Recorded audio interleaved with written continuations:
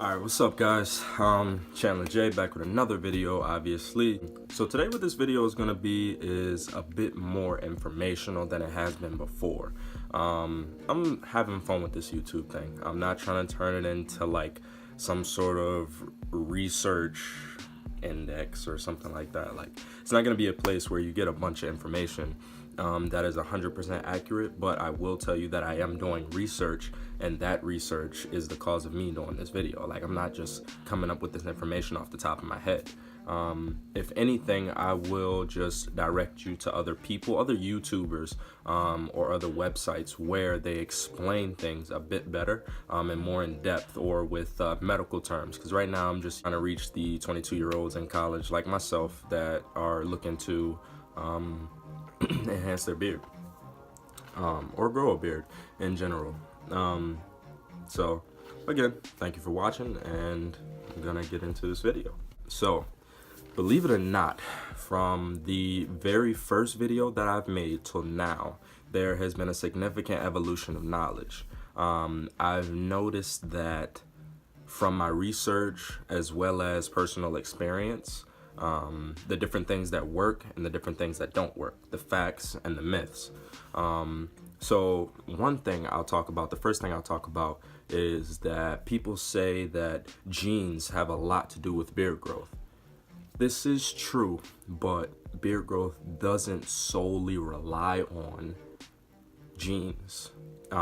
Your beard growth could be stunted because you aren't cleaning your face properly. Your beard growth could be stunted because you don't have the proper vitamins and nutrients in your system. So things like collagen, things like biotin, stuff like that, that enhances hair growth. It's supposed to be for hair, nails, and skin, but it also goes into your beard growth as well. It's significant for hair growth all over your body. So when I first started out, I thought biotin was the answer for beard growth, because I started seeing a bit of stubble. This was actually in high school. When I saw that stubble, I was like, I think I can grow a beard. I didn't look at my dad's beard. He never really grew a beard. He only had a goatee. But I still felt like I was an individual, so I was able to grow a beard if I wanted to, you know? And immediately, I started actually noticing a difference, because I saw cheek hair. And when I saw cheek hair, I was like, I'm definitely an individual. So as long as I just maintain my face properly, keep it healthy, keep my skin on my face healthy, and keep the right vitamins and nutrients in my system, then I'll be able to grow a healthy beard.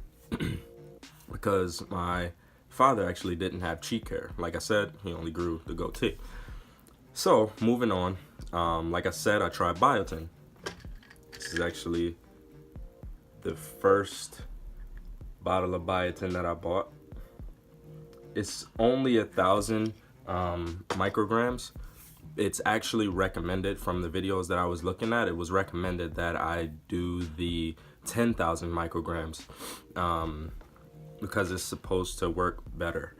Biotin has no side effects, really. You can't have any good or bad, well, you can't have any negative side effects from taking too much biotin.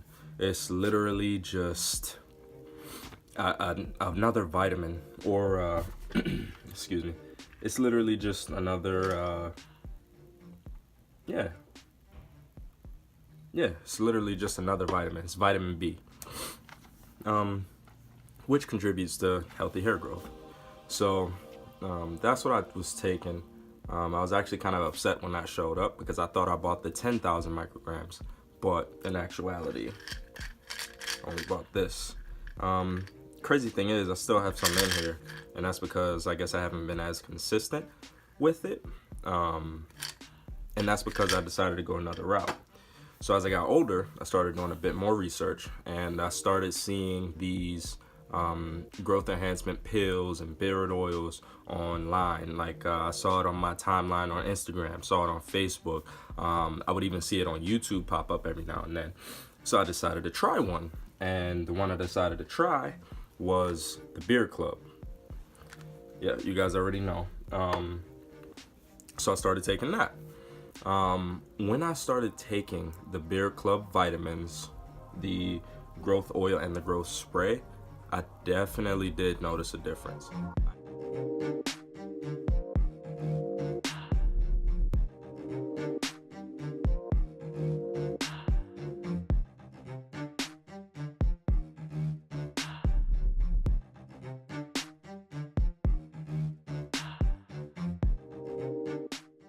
I noticed that my hair was a lot more healthy. It looked like my hair follicles were growing a lot thicker than they were before. The only issue I have with it is that it doesn't promote hair growth in those areas that you have what they call vellus hairs, and those are the light brown hairs in the areas that seem to be patchy or just areas where it doesn't look like your beard is growing. So I started doing a little bit more research later on, maybe a year or so later. And in that following year, I found research about minoxidil. When I started looking into minoxidil, I started trying to get the side effects, started trying to look at, or the positive and negative side effects.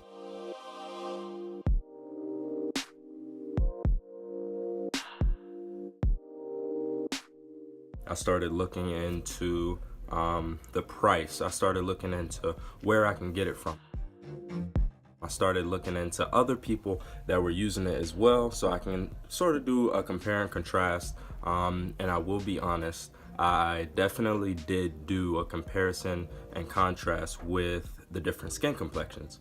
I wanted to see if a certain level of melanin had anything to do with beard growth. I wanted to see if it was easier for, I'll use layman terms, like I wanted to see if it was easier for a white man to grow a beard than a black man.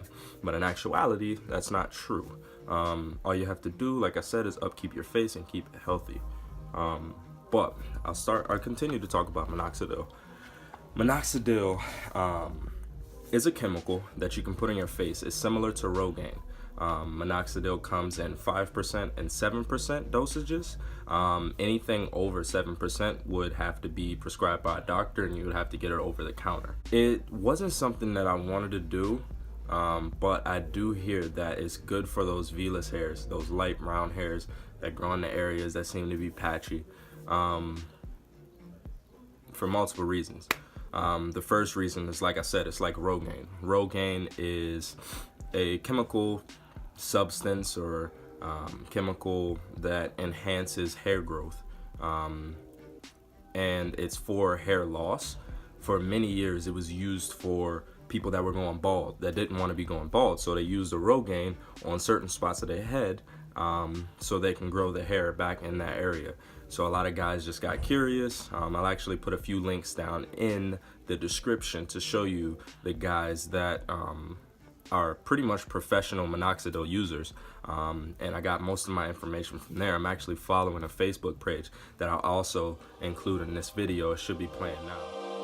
All right, so real quick, when you're trying to become a member of this Facebook group, they ask you 3 questions, and those 3 questions come from a fact page, frequently asked questions, and you use that to answer the questions, and then you get approved or disapproved. As I was following up on research with minoxidil, I saw that people were also using something called derma rolling. Once I saw derma rolling, I was like, okay. That seems cool. It doesn't seem like a chemical that I'm putting on my face. It seems like something that would actually fit for me, for people in my age bracket.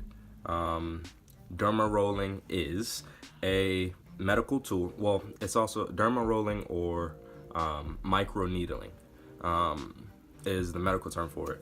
And when you poke those holes in your dermis, those tiny holes, 0.5 millimeters is recommended. When you poke those holes in your skin, it allows for blood flow to be over exaggerated on your face. And when that blood flow is over exaggerated in your face, to try and heal those holes that you've poked in there with the derma roller, it brings in a chemical called collagen, and collagen is vital for healthy hair growth. So that's also huge with this derma roller. And I think that I'm gonna go that route over minoxidil. I'm not even going to try minoxidil yet, just because I feel like that's out of my age bracket. And personally, I feel like I don't need to, because I see the hairs on my face. Like I said, I see the vellus hairs, and I'll show you guys progress of my face in a sec.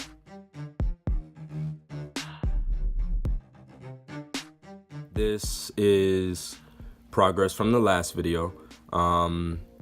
I took the last video, or I recorded the last video this summer of 2018. I trimmed it, my beard, my sides, and my chin hair maybe once or twice since then. And it's now January 4th. So yeah, this is the progress. This is the result of things.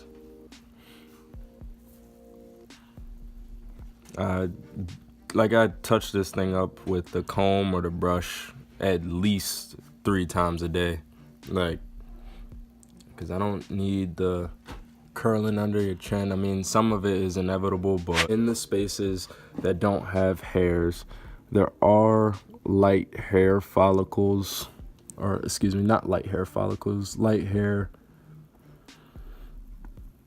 that grows there. It's just not thick. The only thing different from my routine is my exfoliant, and hopefully you guys should be able to see that. It's St. Ives Fresh Skin Apricot Scrub.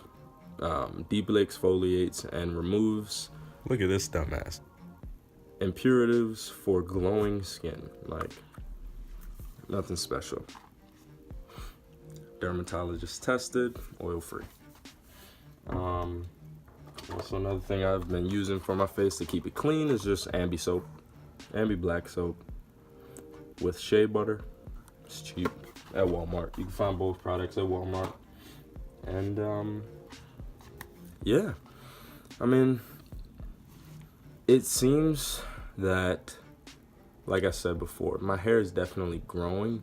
It's just sparse, and I need it to grow much more full, and it doesn't seem healthy. So it could also just be my diet. So I've been adding a lot more water to my diet, a lot more greens, a lot more protein. I'm trying to stay on a consistent workout schedule as well. Yeah, man, there's a lot of truths to a lot of the things that I'm looking into. There's a lot of myths also. Don't ever let anybody tell you that you can't grow a beard. There's so many different ways you can grow a beard out here. I'll continue doing research for guys like me in my position. But again, this YouTube channel is for me to, one, keep track of my beard progress, if there's any progress, and also just kind of give inspiration to people who are also in my position. People like me, guys like me, that want to grow a beard and feel like they have all the resources to grow a beard, which is true. You have all the resources out there. You just have to be willing to do the research, and you have to be willing to spend the money. It does cost, especially if you decide to go the route of minoxidil. You have to renew that bottle of minoxidil on a regular basis. It also goes with derma rolling. Derma rolling causes you to use that microneedler, and eventually you're gonna have to replace that microneedler. You're gonna have to make sure you keep that microneedler sterile as well. So you're gonna have to buy alcohol, peroxide, and things like that to keep it clean. So that's that. As well with biotin and things like that. The only thing that doesn't cost are jeans. Jeans. So I'm still doing a lot more research, and I'm pretty sure eventually I'll learn a lot more. But for now, like I said, I'm just doing this channel for fun. Mostly. But I am always open for further knowledge from anybody. Please, if you have any other knowledge, anything that you think I can do better, anything that you would recommend, drop those thoughts, comments, concerns in the comment section. Leave a like if you like the content. Also, just give me a subscribe. Like I said, this is a beard journey, you know. It's gonna take a while, but if you guys follow, I hope you enjoy the content. Hopefully it's continuously getting better. That's really about it. So yeah, Thanks for watching, guys.